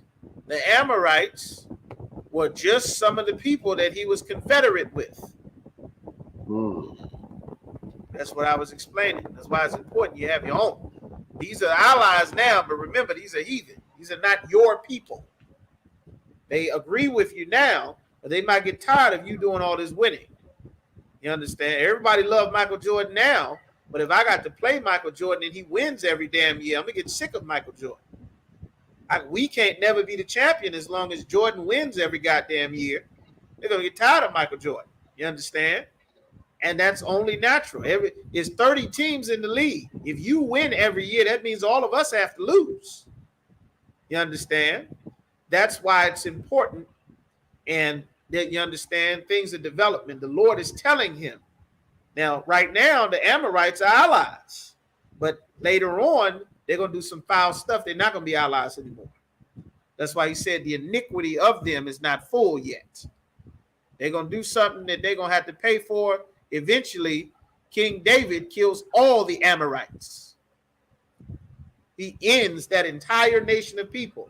At one point in time, Abraham had an agreement with them. Later on down the line, the Lord gives the order, they all cease to exist. All right, so keep going. Verse 17. And it came to pass that when the sun went down and it was dark, behold, a smoking furnace and a burning lamp that passed between those pieces. A smoking furnace and a burning lamp. Seeing a fire, something burning in a smoking furnace between the pieces. Keep going. Verse 18. In the same day, the Lord made a covenant with Abram, saying, Unto thy seed have I given this land, from the river of Egypt unto the great river, the river Euphrates. That means everything from the river Egypt, which is probably talking about the Nile, I believe, all the way to the river Euphrates. If you look at a map, the river Euphrates goes very far. That Euphrates River used to go down, I believe, as far as Afghanistan at some point in time. All of that land was given to us a very, very, very long time ago. That Yemen, Saudi Arabia, and Turkey, all of that, these are the nations of people that the Lord is getting ready to name. These are the people that King David kills them all. Between Joshua and King David, they all get killed, and then that land belongs to us. They live there now in Abraham's time. The Lord is telling them, I'm making a covenant with you that all of that belongs to your children. So in the future, the sons that you're going to have, those sons from generations and generations, they're going to wipe these people out, because this land that they live on now, it does not belong to them. It belongs to your seed. These people who serve you now, that you are confederate with now, that take care of your horses now and tend your flocks and your cattle, eventually your children are going to have to get away from them. They're going to be your enemies. But today, I'll bless them because they bless you. And when they cross your seed, I will curse them for cursing you. Who the hell are they? I made a covenant with you. Who's going to stand against my covenant? They did, they died. The Lord is telling him what's going to happen. Just like the Bible says in Amos chapter 3 and verse 7, the Lord will do nothing except he reveal his secret unto his servants, the prophets. That's why he's telling Abraham or Abram what is going to happen before it happens. So go ahead, and their names are not important. All of these people, if you look them up, you'll see that if King David, Joshua, King Saul, they wiped out all of these people. The Amorites, the Canaanites, Girgashites, Jebusites, Hittites, Hivites. These are all the names. You see their names. We go to war with them. They get chased out the land. King David chased them in the mountain, kills them all. The men, the women, the children, grandma, granddaddy, their cattle, everything gets wiped out. The Lord wants them to cease to exist so that they don't ever come back generation after generation saying, this is our land. And we have to fight a war against these people 10, 15, 45 times for 200 goddamn years fighting the same people, which was why the Lord gave an order to King Saul to wipe out Amalek. And he did not wipe out Amalek. And because he did not wipe out Amalek, Amalek is still here to this very day, troubling our people. Had he done that, there would be no Amalek. Now imagine the amount of problems, just the problems we have now with the so-called Jewish man that owns our music, our record labels, all the tenement buildings, all the insurance and mortgage companies we got to pay to every week, every month. He owns all of it. Imagine the amount of problems we would have if the parasites Jebusites, Girgashites, Hittites, Hivites, if they were all still alive too, imagine how much more problems we would have. You understand? So that's just to put things into perspective, because, you know, from the understanding of what we have about the Bible, the people who have taught us the Bible, who are Christians, who are pastors, who are imams, who are rosters, who are religious leaders, they are who taught us about the Bible, and they were wrong. They were wrong. They didn't understand the Bible. They didn't have the Spirit of the Lord. And now we can actually learn the proper, here we go, proper things. All right. That's what we need. Okay. Perfect. Perfect. All right. So with that, we're going to go ahead and end it there. All right. Clap it up. We're going to end it right there. All right. Most High in Christ. Let's get that. Just me up here. So let's get this. All right. Let's get this up. Okay. Isupk security announcements. You understand? All right. Isupk security announcements. Right. We at the Israelite School of Universal Practical Knowledge. We started out of 1 West 125th Street in Harlem, New York, and we are not affiliated with any other Israelite group. We're all under Commanding General Yohana. You understand? All right. You are not in the Isupk. You are not in the truth. All right. Rule for new brother and sister. When a brother and sister comes into the school, they're off limits for 6 months. It'll be saluted only. They're here to shed themselves of the world and come into the truth. You understand? It'll be saluted only, shed themselves of the world. After that if they need transportation, the teacher will arrange it. After that 6-month period, if a brother or sister has an interest in a particular person, they're to seek counsel from the head to speak to a brother or sister. There is an additional 6-month period in which the brother and sister will get permission to court each other. After this 6-month period, the brother and sister will get permission from the head to marry. Tithes, which is a commandment, 10% of any penny of any increase the Most High gives to you, means 10th in the Hebrew, Ma'ashara, Numbers chapter 18, verse 21, Malachi chapter 3, verses 8 through 10. You give right to Isupk, give to the Treasury Department, go right to the website, pay it. Priest fund, free will offering for priests, not mandatory, whatsoever amount you would like to give. Upcoming holy convocations, you have this Monday, the closing of the Feast of Tabernacles. You understand? Commanding General Yohana will be in the Baltimore school. The 17th of October, Commander General Yohana will be live doing the radio show and broadcasting from the Baltimore school. You understand? All right. And lastly, if any brother wants to become a trooper in the school, it'll be in all black boots, shirt, pants, headband, war scarf. Contact the Isupk school in whatever city and state that you're living in. Our numbers are publicly listed. All our social media sites, you can find them on Google, just like everywhere else, any place that you can look things up. And with that, we're going to give one courtesy salute. You understand? Ahmadim, which means to stand.